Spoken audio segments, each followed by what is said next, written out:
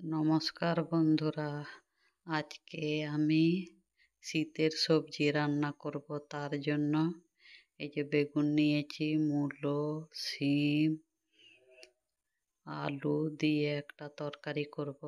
তার জন্য প্রথমেই এই বেগুনটাকে কেটে নিচ্ছি, একটু বড় বড় করে টুকরো করে রাখলাম। যে বেগুনটা কাটা হয়ে যাচ্ছে। বেগুনটা কি ভালো, এতটুকু কোনো পোকা টোকা নেই। এটা কিন্তু বাজার থেকেই কিনে এনেছি। তারপরে এই যে মূলো কেটে নিচ্ছি, মূলোটাও খুব ভালো। শীতের সবজি সবগুলোই ভালো, সব রকম সবজি রান্না করব, আপনারা দেখতে থাকবেন। আর আমার চ্যানেলটিকে অবশ্যই অবশ্যই সাবস্ক্রাইব করে আমাকে সাপোর্ট করবেন বন্ধুরা। আমি তো অতদিন ক্যামেরার বাইরে থেকে রান্না করতাম, তাহলেও অনেকে আমার ভিডিওগুলি দেখতো। এখন নতুন ক্যামেরার সামনে এসেছি, আমাকে চিনতেই পারছে না, সেই জন্য হয়তো অনেকেই আমার ভিডিওগুলি বুঝতে পারছে না যে এটা কার ভিডিও। এটা কিন্তু আমার চ্যানেলটা দেখলেই বুঝতে পারবেন, এগুলো আমারই অরিজিনাল ভিডিও। আপনারা দেখতে থাকুন, আমাকে সাপোর্ট করতে থাকুন। এবারে এই যে শিমগুলো কেটে নিচ্ছি, শিম কাটা হয়ে গেল। সবজিগুলো ভালো করে ধুইয়ে নিয়ে এসেছি। এবারে কড়াইয়ে তেল ঢেলে দিলাম, দিয়ে প্রথমে বেগুনগুলো ভালো করে ভেজে তুলে নেব। বেগুনগুলো কড়াইয়ে দিয়ে দিয়েছি, এক পিঠ ভাজা হয়ে গেছে, আবার উল্টে দিচ্ছি। ভালো করে উল্টে দিচ্ছি বেগুনগুলো।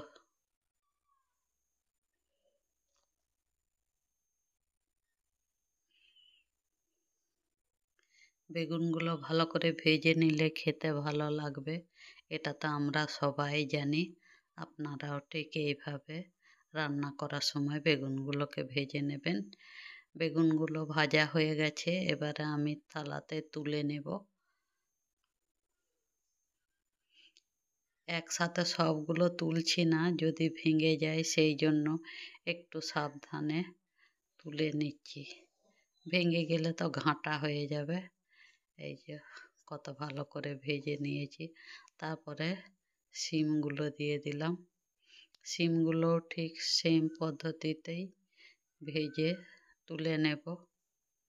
শিমগুলো খুব বেশি ভাজবো না, তাহলেও কিছুটা নরম হয়ে যাবে এবং কালারটাও চেঞ্জ হয়ে যাবে। ততক্ষণ পর্যন্ত শিমটা ভাজবো। এই যে ভাজা হয়ে গেছে, এবারে শিমটাও তুলে নিচ্ছি।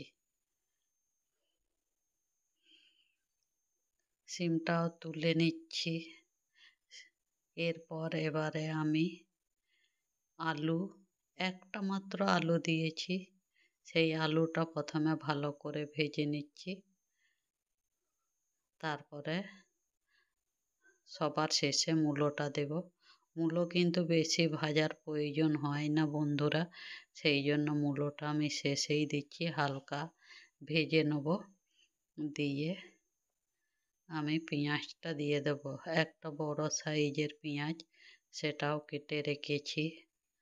বন্ধুরা এইভাবে একবার সবজি রান্না করে দেখুন, খুব ভালো লাগবে। পেঁয়াজটা দিলাম, দিয়ে আমি কষছি। বেশিক্ষণ কষবো না, আগেই বলে দিয়েছি মূলো আছে, মূলো বেশি কষলে তেতো লাগে, সেই জন্য মূলোটাকে যাতে হালকা, পেঁয়াজও কষা হয়ে গেল। এবারে আমি এই যে পেস্টটা দিলাম, আদা, রসুন, টমেটো, কাঁচা লঙ্কা, আর এই হলুদ গুঁড়ো, জিরে গুঁড়ো, ধনে গুঁড়ো এবং পরিমাণ মতো লবণ দিয়ে মশলাটাকে ভালো করে কষে নেব।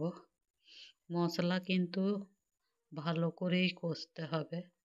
এবারে শিমগুলোও দিয়ে দিচ্ছি, যাতে মশলার সাথে কিছুক্ষণ কষে নিই। শিমগুলো যেহেতু গলে যাবে না, সেই জন্য শিমগুলো মশলার সাথে কিছুক্ষণ কষে নিচ্ছি। বন্ধুরা আপনারা কোথা থেকে আমার সব ভিডিও দেখেন একটু কমেন্ট করে জানাবেন আর আমাকেও বন্ধু করে নেবেন। আমি জানি আমিও আপনাদেরকে চিনি না, আর আপনারাও এতদিন আমাকে ক্যামেরার সামনে দেখেননি, তাই হয়তো আপনাদের অসুবিধা হচ্ছে। ঠিক আছে, এবার থেকে আমি তো প্রত্যেক দিন এইভাবেই ক্যামেরার সামনেই রান্না করব এবং দেখতে থাকবে, তাহলেই চেনা পরিচয় হয়ে যাবে। এবারে পরিমাণ মতো জল দিয়ে ঢাকা দিয়ে দিলাম। আলু আর মূলোটা সিদ্ধ হয়ে গেছে নাকি দেখছি, সিদ্ধ হয়েই গেছে। এবারে আমি কিন্তু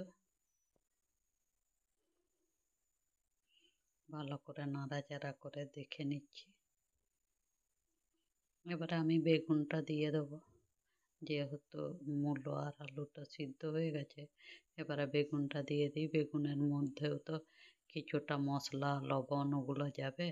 আমি তো বেগুন ভাজার সময় আলাদা করে লবণ বা হলুদ কোনো কিছুই দিইনি, এমনি প্লেন সিম্পল ভেজে তুলেছি। বেগুনটা দিয়ে আবার ঢাকা দিয়ে দিলাম। কিছুক্ষণ রান্না হবার পর খুলে দেখছি যে কতটা পরিমাণে ঝোল আছে। তো ঝোল দেখছি বেশি নেই। এবারে গরম মশলা দিয়ে দিলাম।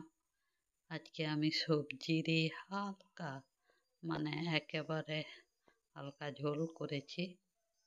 দেখুন